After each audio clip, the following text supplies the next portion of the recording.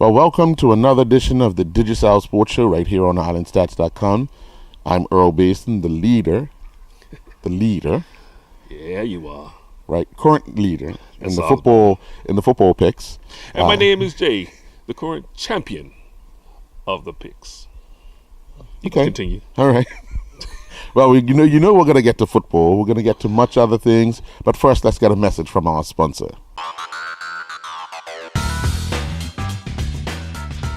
You may have heard Digicel is bringing the only true fiber-to-the-home network to Bermuda. But what does that mean?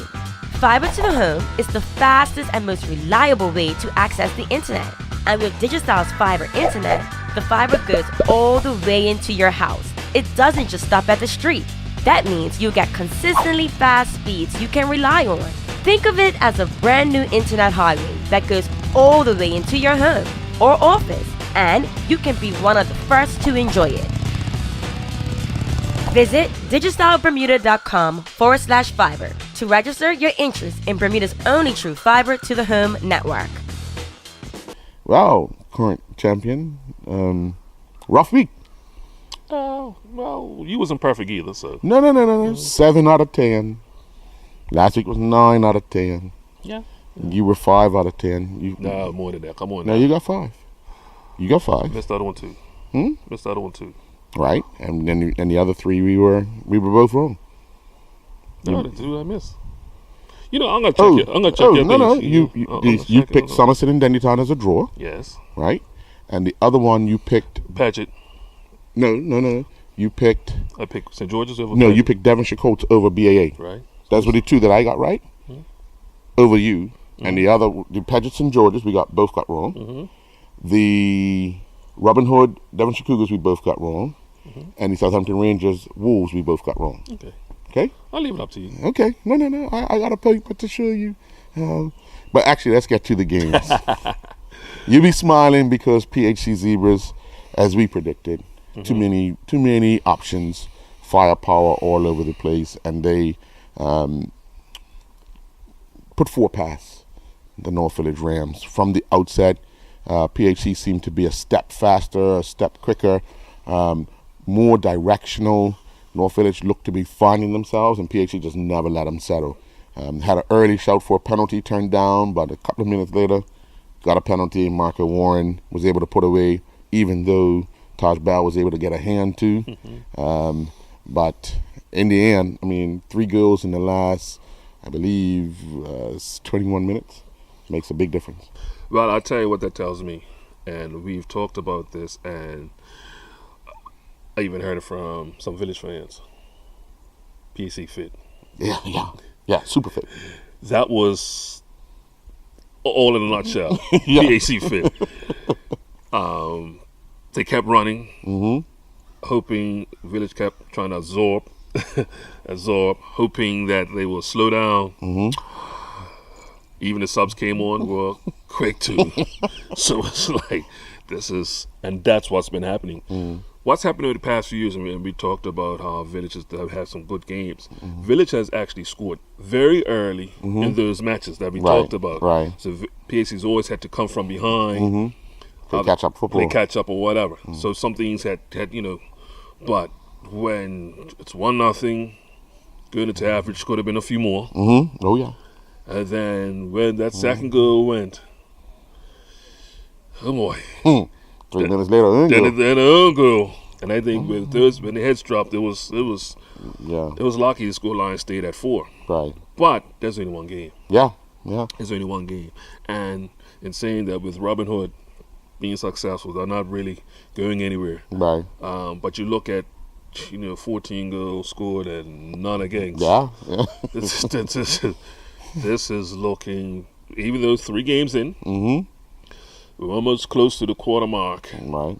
This is a great start for PAC. They wouldn't have asked for anything better. Trophy in the cabinet.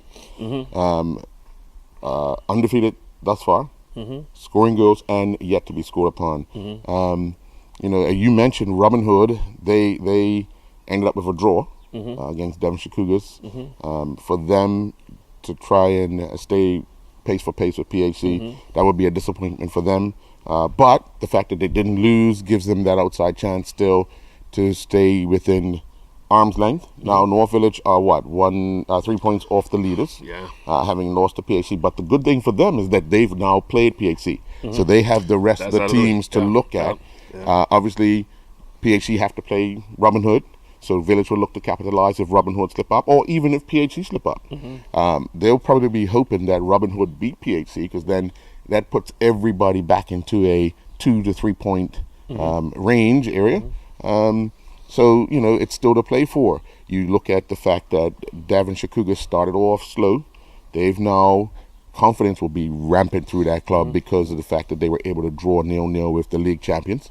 Not being able to score, coming off a 5-0 drubbing of Crossroads, but not being scored upon in 2 straight games is a big achievement for a club like Devonshire Cougars. So, they're doing something really, really well for themselves. And like I said, they'll be feeling good about themselves at the club.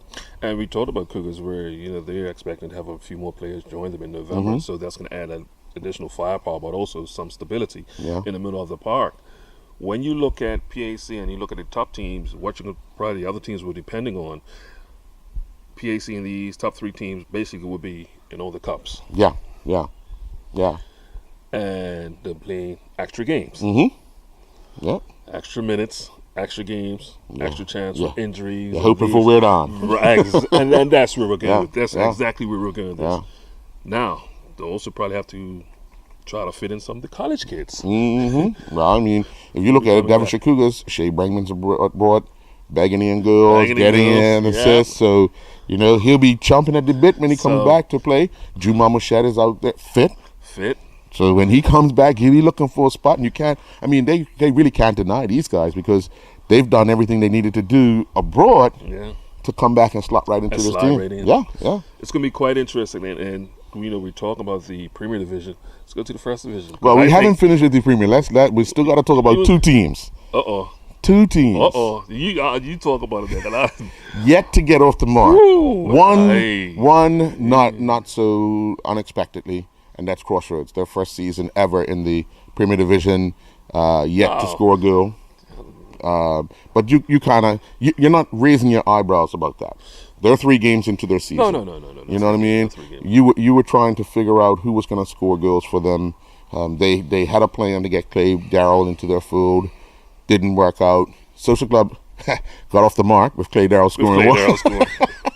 So they're off the mark. But the Somerset Trojans, on Saturday up at Somerset Cricket Club, looked around the field. I'm saying girl score. Maybe. Girl, somewhere. Justin Corday hit the crossbar. That was from outside the box. Got everybody excited? Yeah. Today's the day. When the referee blew the final whistle, it wasn't the day. But the great thing about stats, sometimes we say, sometimes it can paint a picture and sometimes it doesn't tell the whole story. So we talked about the standings. So you mentioned Crossroads, haven't won a game yet. Right. Haven't scored a goal. Right. Somerset Trojans haven't scored a goal. Right.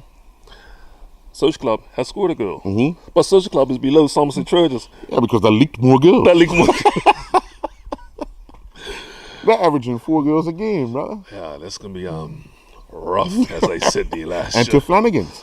Now, and the thing was, Flanagan's look at it and say, as long as we beat Social Club and Crossroads, that's safe. We're all right. Yeah.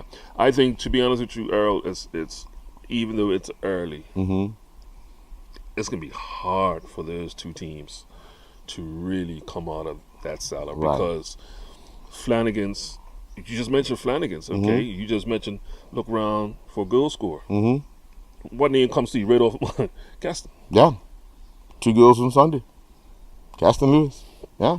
And all he needs is Trayshawn Smith to keep scoring a goal a game like he did a season ago. I'm not saying they're going to win multiple games, but they're going to win the games that they have to win, and that's going to be against the likes of Social Club. Be interesting if Social Club pick up any players for the late transfer. They need some players. But it's going to be interesting because I haven't been up here since the 60s. Right. So, for these guys, it's the first time ever. But, no, it's going to be tough. And I think to be honest with you, start preparing. I don't want to say this, but start preparing for next season, because now you're getting a taste of the pace is a lot different in the Premier Division. Only because the demand for that is that much higher. You have quality players playing in the higher division. A lot of people like to discredit football in Bermuda, but there is a disparity in pace of the game. First division is a little more relaxed. The top teams will play at a high pace, such as BA, St. George, those type of teams. But then it's another step. Well, what you have, and what you have, Earl, instead of having, let's say, for a top team, 6-7 quality players, these bottom teams can probably have 2. Right, and that's the difference. You look at BA; they have that 6. Yeah, and then do they have the 6 in the right areas? Well, they for the first division, yes. You know what I'm saying? That's right. So that's where a lot of the disparity comes in. But you're only going to see that. But if you lump, let's say, the bottom teams of the Premier and the top 4 teams of the first division, you can close your eyes and you got a battle each time. Yeah. Right now, I'm pretty sure there's teams in the first division, the top 4 teams, will fancy playing against any one of the 4 bottom teams in the. And it's not even just the top 4, because besides BA, it goes down right another 5 where everybody's in reach of a point of each other. Of each other. So from St. David, St. George's, Devonshire Colts, Southampton Rangers, all within a shout. Yeah, Somerset Eagles is in there Somerset Eagles is in there. Yeah, so and Paget don't look like that far off. No, they're within, because they've won 2 games now. So just like St. George's, they won 2 games, and they have. Let's go back to, they have a goal scorer. Yeah, and sometimes it's all you need. Because you're always within a shout of the game. Deion Stubble banging in the hat trick over the weekend. That's gonna. It's not going to raise eyes, because people know what D can do. Right. But that's something that a coach has to now, the opposing coach has to strategize for. So it'll be interesting when these teams travel. Right. Because we know some teams are great at home. Yes. And go missing away. Yes. For whatever reasons. For whatever reasons, wink, wink. Right. Many reasons. For whatever reasons, wink, wink. Could be transportation. The bike's not running properly. Whatever the case may be. Out of gas, as we right. Yeah. But there has been issues when teams travel. So we'll see how that plans out. But I'm very looking forward to this week's matches, though. Well, let's talk a little bit about that first division. Obviously, Hamilton Parish, Island Rangers, like Crossroads and Zillman Social Club, will struggle. Their only points, I think, this season will come against each other. Then you throw in the mix of the teams that you threw in earlier, which is we work from the bottom: Devonshire Colts, Paget, Somerset Eagles, St. David, St. George's, BAA. It's going to be a battle. I think BAA will feel confident enough. I think that they'll be all right. All right. But as you said earlier, it's a long season, and possibly 2 injuries or 2 things that could happen with their team. You take out the likes of Tyrell Burgess, and you take out Willie Clemens, and teams then start thinking they could beat them. Even though BAA play that crisp football, how do they play away from home? Because the surface isn't as true as it is at BAA. And Kenny and Andrew, for that matter, love the ball on the carpet, love the ball to be played, spread around the field.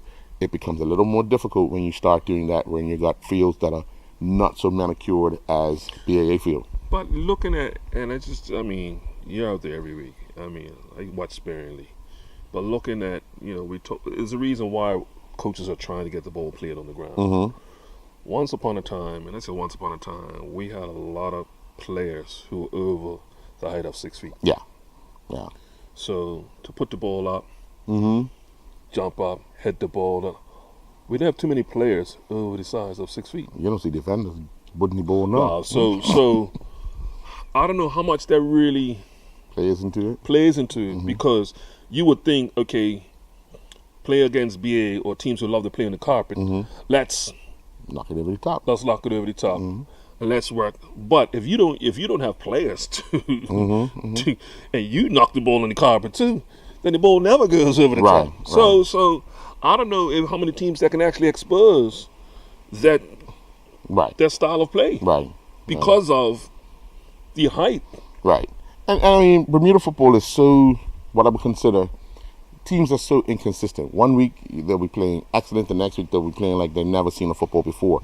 It's when BAA have that game where nothing's going right for them, does the team capitalize on it, or do they have enough just to get by that one game? Because believe it or not, every team has a game or two a season like that where things don't go well. And it's up to the opponents to take advantage of that situation, even if you come away with a draw or a 1-0 win. It's you have to take advantage of those situations. Now, no coach wants to see their teams go through that, but it's human nature for Bermuda because of several. But some might say, you know what, I might need it because some of these guys might be running a false sense of security. And you can see that because, you know, let's say, for instance, you run away with the first division with this false sense of security. Right. You come into the Premier Division with this false sense of security. I.e.? I'm not calling no names. Yeah. It can get exposed very quick. And first game. Yeah. So, and I think with Kenny and Andrew, that's the long-term projection, is to not have them compete win the first division. Compete and be ready for the Premier Division. Yeah. And they're going to coach these guys up like they were coached up Premier. So it's going to be interesting, but, you know, still a lot of games to go. Yeah. We'll be back after this commercial break.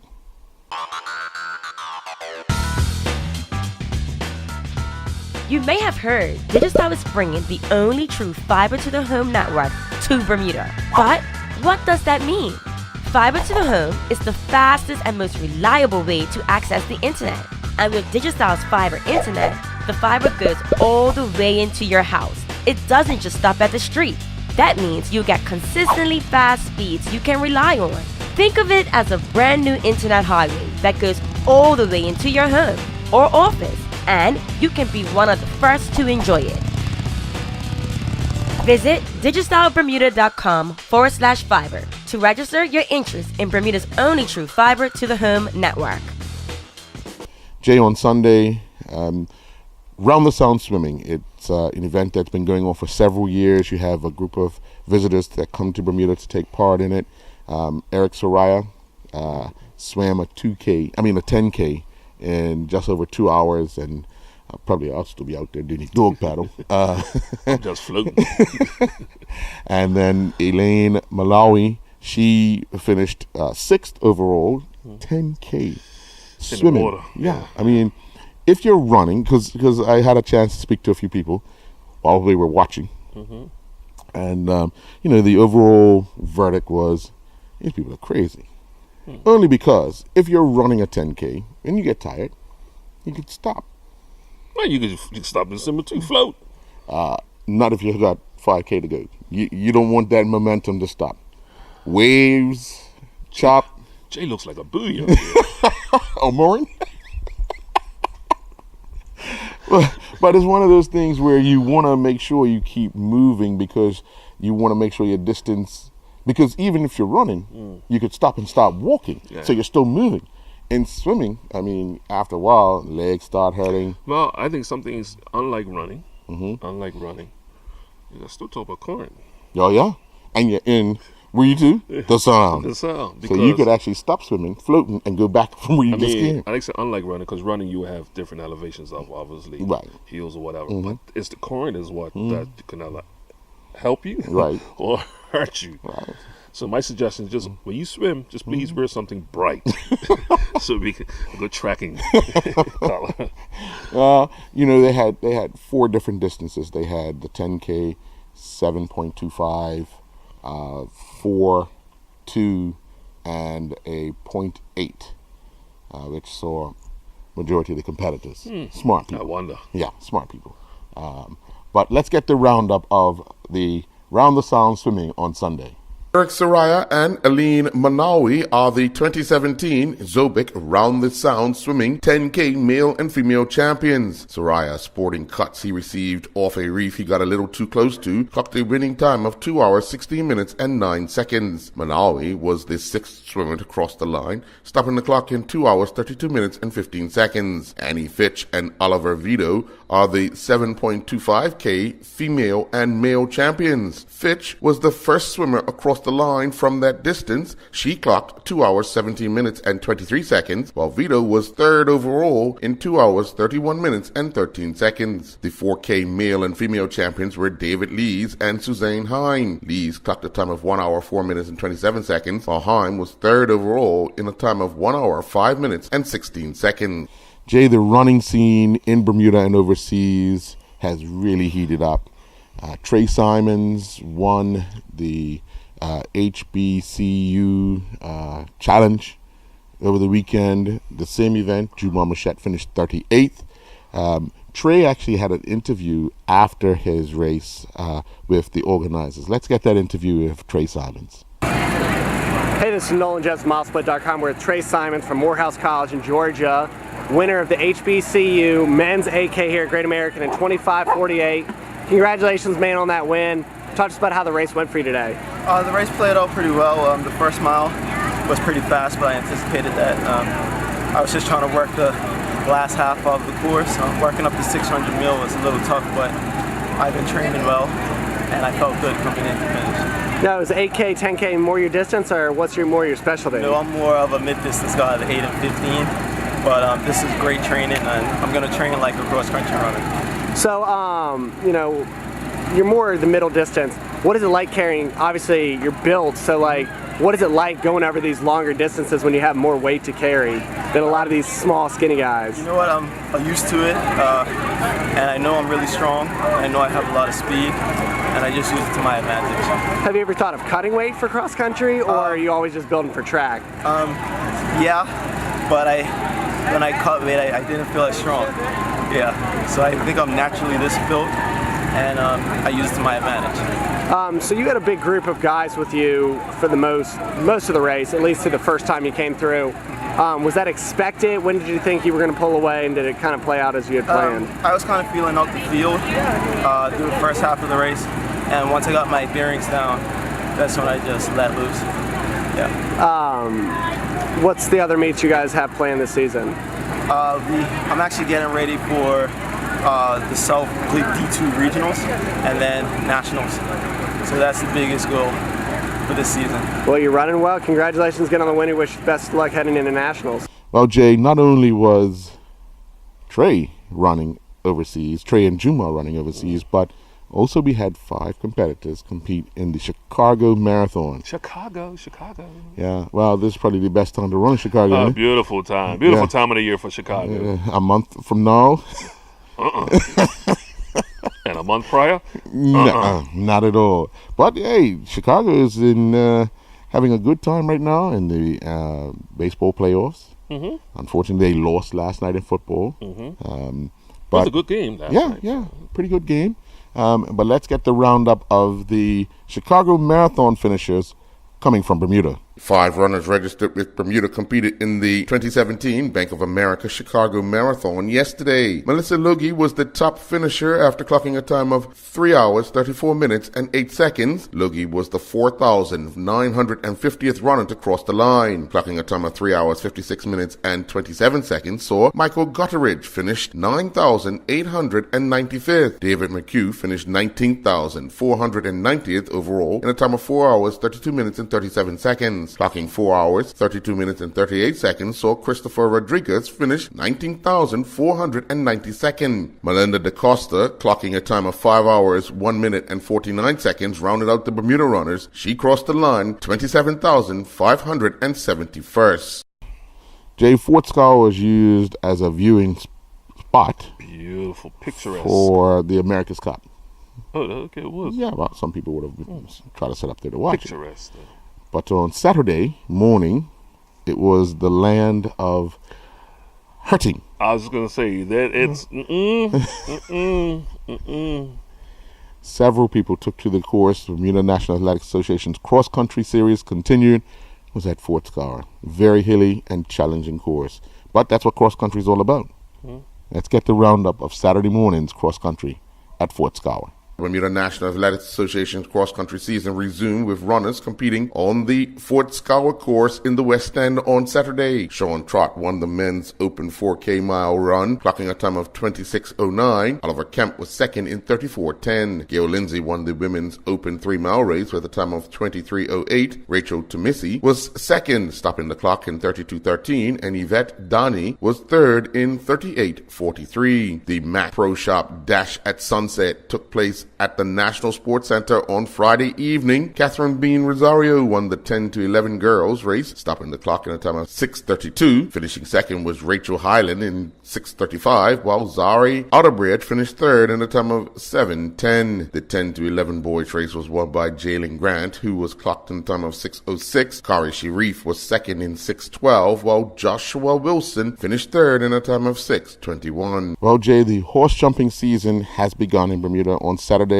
It was a back-to-school event at the National Equestrian Center on Vesey Street, where it's sort of an introductory event plus an advanced event that would see youngsters riding horses for the first time, doing jumps in a competition.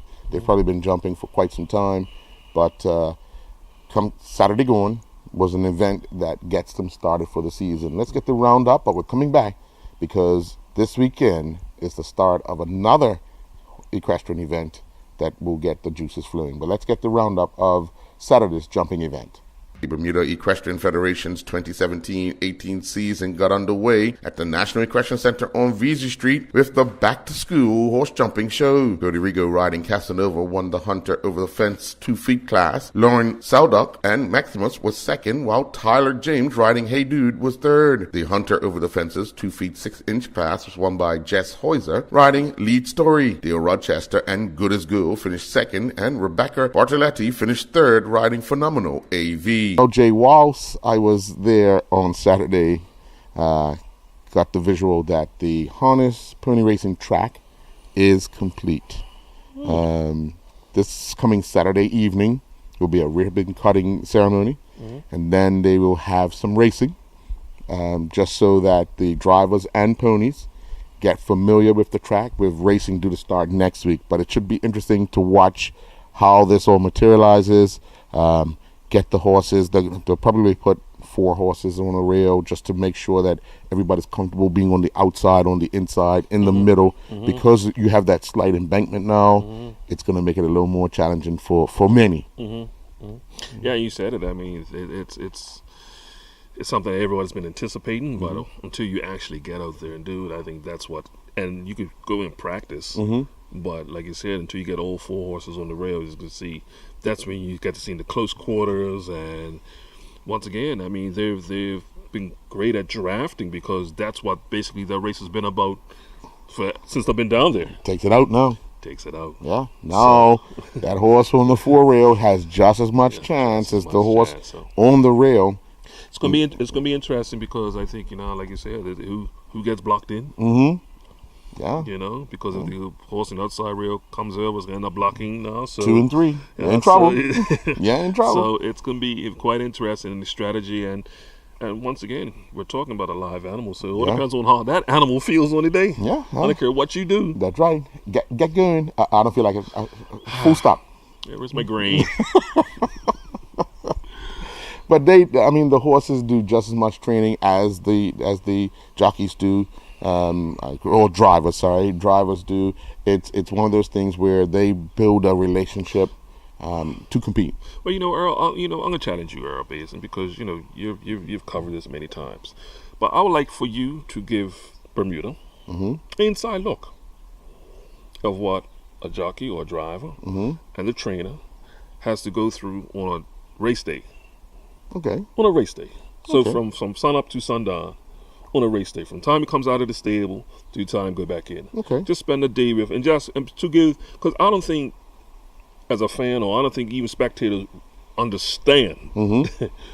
Well, I can tell you, in talking to a few of them, if racing is on a Saturday afternoon, They will start probably about noonday, Mm-hmm. getting to the stable Mm-hmm. to make sure they have all the gear needed, Mm-hmm. cleaning the horses down. Mm-hmm. Then about 4 o'clock, they're piling them into the trailers Mm-hmm. to get them to the park, to Visa Street, because if racing starts at 6, they got to be there like 4:30, 5 o'clock. Mm-hmm. Get the horses out, tackle them up, get out the warm up and all that. So it's a full day. I mean, in horse jumping, if jumping starts at 9, they're there 4:30, 5 o'clock In the morning. in the morning. You know, and in horse jumping, there's a lot of braiding of the tails. Yes. You know, because you're on show the entire. It's a show. It's yeah. a show. So your uniform has to be pressed, and you know. And I think, like I said, if you could capture some of that on video, because it's never been done. Inside look at a life of a driver and a pony. You got it. I just thought I'd give you some work. Like I need more. But look out, Saturday night, ribbon cutting at National Equestrian Center on VZ Street. We'll be back after this commercial break.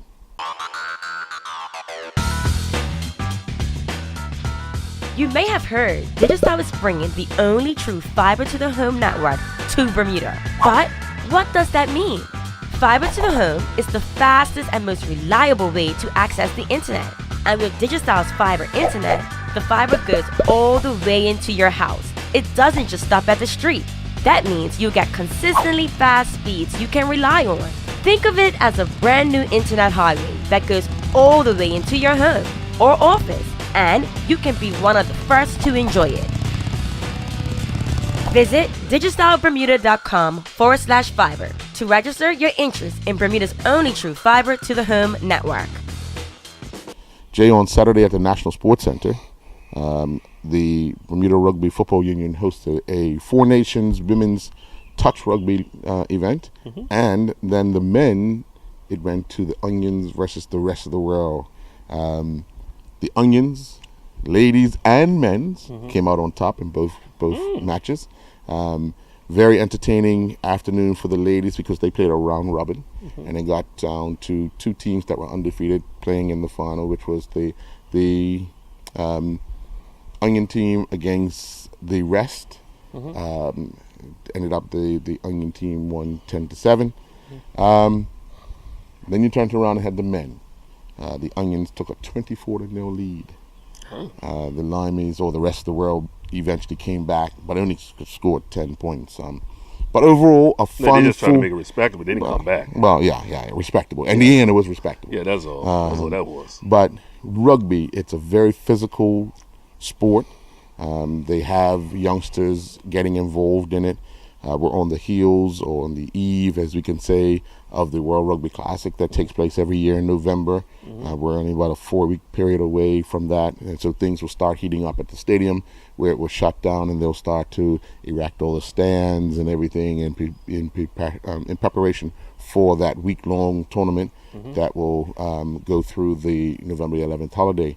But let's get the report from Saturday at the National Sports Center with rugby. Bermuda Rugby Football Union hosted a friendly Four Nations ladies touch rugby tournament at the National Sports Center on Saturday. The decider came down to a tight game between the two undefeated teams, which were the Onions, who defeated the World 10-7. The Onions got tries from Amanda Swan and Melissa Field, while the World's try came from Charisse Brashear, which was converted by Nikki Pally. Following on from the ladies, an old tradition in local rugby saw the men's Onions, which are made up of locals, take on the Limeys, the rest of the world. The final was won by the Onions 24-10. It was a fitting result in a well-contested game played in good spirit.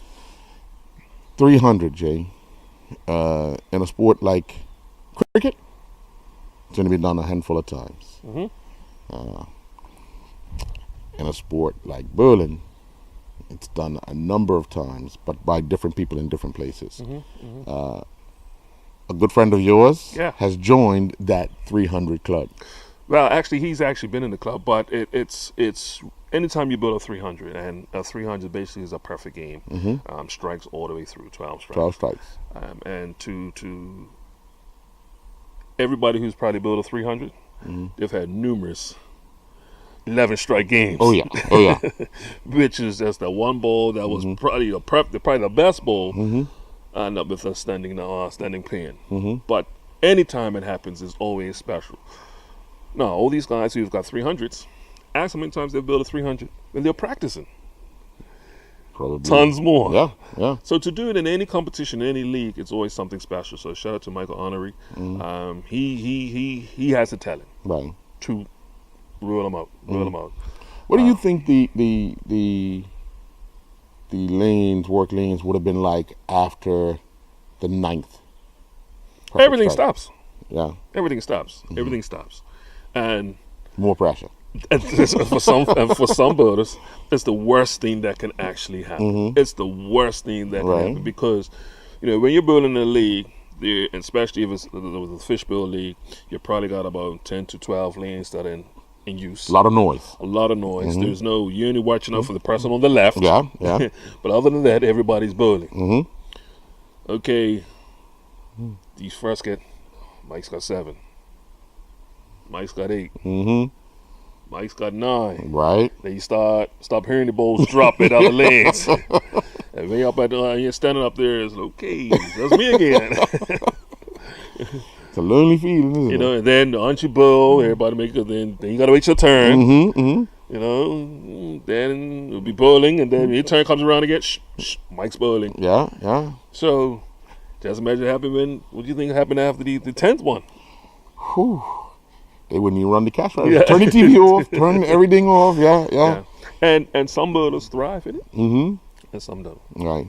I could only imagine what would have gone through his mind standing there. Now, you said he's been through it before. Oh, yeah. So he's got to calm himself down. Yeah, what happens is that, and you'll find a lot of it's even different for some builders too, but some builders will have a routine.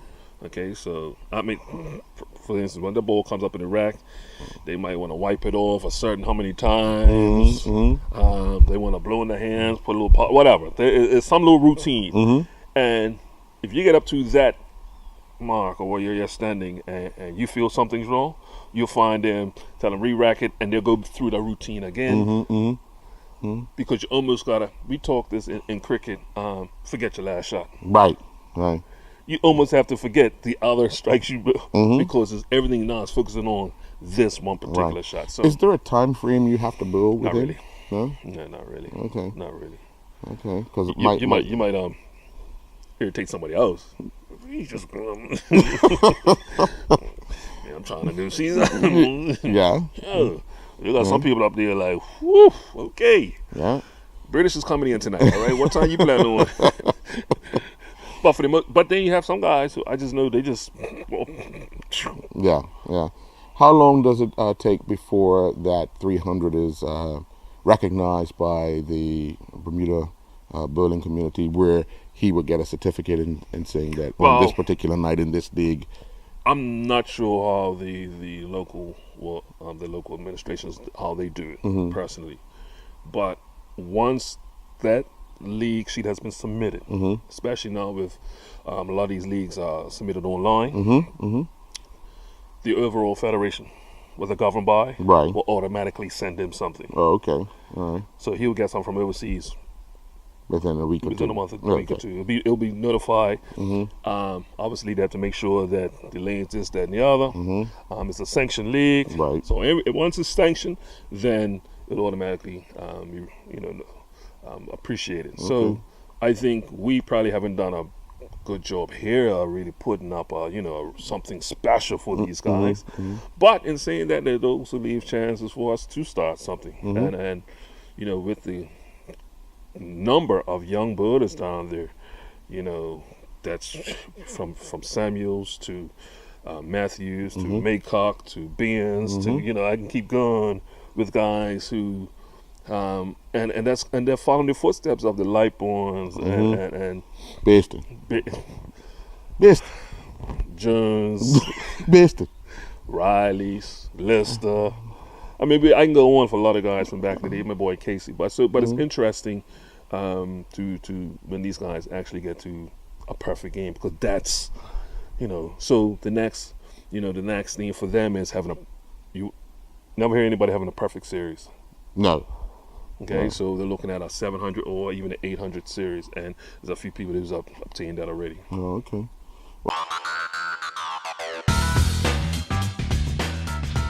You may have heard Digicel is bringing the only true fiber to the home network to Bermuda. But what does that mean? Fiber to the home is the fastest and most reliable way to access the internet. And with Digicel's fiber internet, the fiber goes all the way into your house. It doesn't just stop at the street. That means you'll get consistently fast speeds you can rely on. Think of it as a brand new internet highway that goes all the way into your home or office, and you can be one of the first to enjoy it. Visit digicelbermuda.com/fiber to register your interest in Bermuda's only true fiber to the home network. I want to say two things I want to say, because you didn't mention one sport today, so crack your knuckles for that. But I've watched over the last few weeks. You have some really great athletes on this island. I think sometimes we gotta acknowledge that.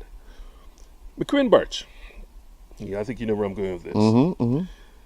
He's getting up very early in the morning on the weekend, on a Sunday, to ride cycling. It was a race over the weekend and long race this weekend. Yeah. But turn around a couple hours later and go play football. Yeah. Super Now, fit. there you go. Now, got sent off. Tired. Probably frustrated from the ride in the morning. But in saying that, I think sometimes, we have a lot of players, a lot of athletes who are doing double sports. And when you can combine them in one day, because we talk about it, if Tyler Butterfield came and done a run and didn't even do a swim or done this or done that, well, I think we need to acknowledge a few more who do it on a weekly basis. Right. So I want you to keep your eye on that. Guys who do maybe cross country or cycling or something during the day, but then in the afternoon are doing a different sport. Okay. So I'm not talking about you bowlers, guys like Malachi who play football on the weekend and who bowl Monday nights in the commercial league. No, I'm not talking about you guys. No, I'm just joking, guys. Not the same day. It's not the same day. It's not the same day. It's not the same. But also, I just want to say, on a sad note, I don't want to just say on a sad note that Hamilton Parish lost a good family member of their club. Wilford DeGraff, made by. Really had Hamilton Parish at his heart, and we lost him over the weekend. So I just want to send our condolences from behalf of Islandstats to the Hamilton Parish family, and wish you guys all the best and support. I think that's it for me. Okay. Well, folks, enjoy your night.